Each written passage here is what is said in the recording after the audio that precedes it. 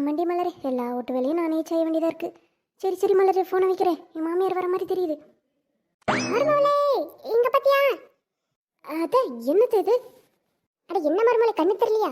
மீன் வேணும் வந்திருக்கேன் பாரு. இதுதான் ரோகு மீன். 100 ரூபாய்க்கு கொடுத்தாங்க 2 மீன். பரவாயில்ல? அப்படிங்களா அத்தை? சரிங்க அத்தை, சரிங்க அத்தை. சரி மருமகளே, நான் ஒன்று சொல்லட்டா? ஏன் அத்தை ஒன்று சொல்கிறீங்க? 2 3 கூட சொல்லுங்க, ஏன் 4 கூட சொல்லுங்க, நான் கேட்பேன். இப்படி காமெடி பண்ற பத்தியா? அதான் மருமகளை என்கிட்ட ரொம்ப பிடிச்சது. என்ன சொன்னாலும் சரிங்க சொல்ற பத்தியா? இந்த காலத்துல மாமியார் மருமகள் எப்படி சண்டை போட்டுட்டு கிடக்குறாங்க. ஆனா ஒன்ன மாதிரி கிடைக்கணுமே, அதுதான் மருமகளை எனக்கு ரொம்ப சந்தோஷமே.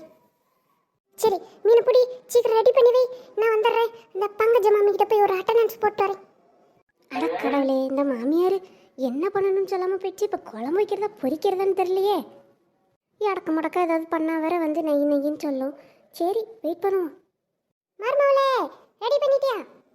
அதான் இல்லத்த, குழம்பு வைக்க. என்னது குழம்பா? நான் பொரிக்கணும்னு சொல்லிட்டு போனேன், நீ என்ன குழம்பு வச்சிருக்க? இல்லத்த, அதனால தான் நான் குழம்பு வைக்காம பொரிக்கணும்னு வச்சிருக்கேன். இது பாருங்க, அப்படியே இருக்கு.